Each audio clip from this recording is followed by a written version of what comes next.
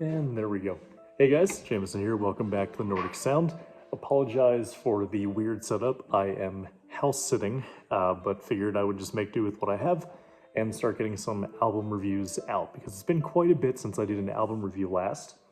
And since the channel has grown just a little bit since my last album review, before I get into it, I just want to remind everyone what the purpose of album reviews are on the Nordic Sound. It's less of a pop journalism type thing where I give it a numerical rating to tell you how good it is. It's not an appraisal. It is more of just an excuse to talk about music that I like, which is why you will never see me talk about an album on this channel that I don't like. So just by virtue of an album showing up on the Nordic Sound, it means that I liked it enough in the first place to review it. And then if you were looking for a numerical rating, probably look elsewhere because instead I'm just using the albums that I like as an excuse to talk about the music that I like with the people like you who are watching it who probably also like the music if you were watching. So with that out of the way, what better way to kick off the return to album reviews than with a channel favorite, Aftenstorm, with their new album, Jotna Faen. So you guys know that I have been a huge fan of Aftenstorm since their EP that came out a couple years ago, Ondt Blot. You can watch my album review of that one and the interview I did with Aftenstorm, who have since been, longtime friends of the channel too. And if you guys remember what I enjoyed about Aftenstorm the first time around, was the voice, the use of percussion, and the Tagelharpa. Sorry, the pup came out to play. This is Sadie. Everyone say hi to Sadie. She's a sweetheart. But if you have been keeping up with the album reviews or the interviews, you know that Daniel from Aftenstorm is a name that I bring up pretty much anytime the Tagelharpa is talked about. And the reason for this is because, again, as I mentioned on this channel quite a bit, despite being a staple of the genre of dark folk or pagan folk, whatever you want to call this, the Tagelharpa is typically played in a pretty boring way.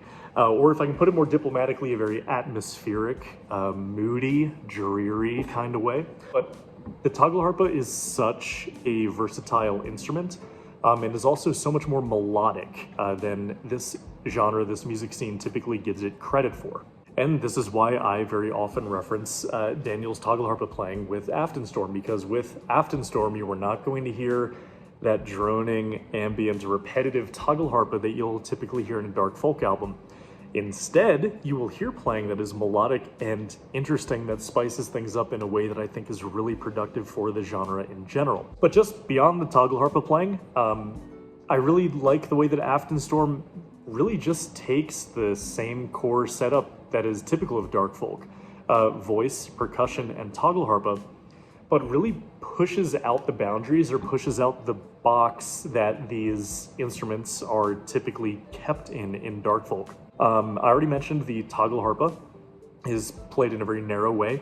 Percussion, I can safely say as someone who spends a lot of time listening to this genre, again, despite percussion being a huge part of dark folk, it's typically not doing much, right?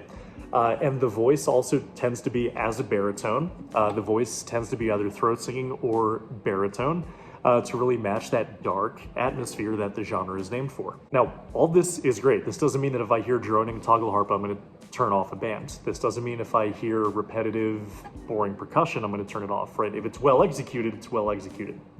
But I equally, and maybe even more so, value when people look at what the standard is and asks themselves, what can we do with these standards that maybe push out the boundaries a little bit to open things up to something new? And that's essentially what Aftenstorm does incredibly well with the setup that they have. Yeah, they have the typical setup, percussion, Tagelharpa, voice, but the Tagelharpa is played, as I said, very melodically and in a very interesting way. Lancelot's percussion is so much more interesting as you can expect a drummer with a background in like hard rock and jazz, if I recall correctly, to play a drum kit. And the voice, Daniel's voice, is not that typical brooding baritone, and instead has this very Nirvana-esque, even punk rock quality to it, where it's not only a lower tenor, but it's very raspy and very forced with the aggression of a punk singer. So on the surface, you would look at Aftenstorm and be like, okay, it's just another band that's Tagelharpa, drums and voice, when in reality, all three of those components are being used in a new and interesting way. So with all that context in mind, what are my thoughts more specifically on the album Jotna Faen itself? Well, to put it simply, I adore it. I love it, right? It has just more of what I already loved with Ondt Blot, but with the added benefits that come with being a full-length album. You have more time to pay attention to the mix and the production value, and you also have more elbow room to make a more complete artistic statement with a full-length album that you don't have as much of when working on an EP. But musically, everything that I just talked about with how original the use of the instrumentation is with Aftenstorm sort of like exponentially benefits a full-length album, because this is coming from someone who listens to so much of this style of music, as you guys know. These albums have a tendency to drag. They have a tendency to hit a point about halfway through the album where you're like, oh, the whole album is gonna be like the first 25 minutes. And if you're using the music to put on like background or whatever, that's fine, but that's not how I listen to music. I give music the attention it deserves, right? Not to high road any of you, but that's just how it is.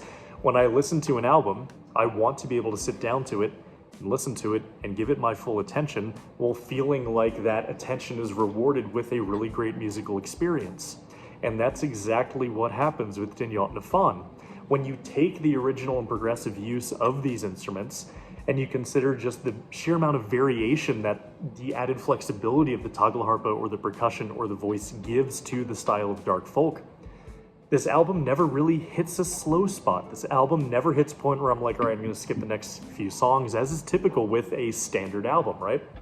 Instead, the whole album, front to back, is just a really enjoyable and dynamic experience where listening to it, I never felt like it fell into a rut. To just put it simply, is it's just enjoyable to listen to front to back, and I don't really find that any of these tracks are repeatedly worthy of the skip button.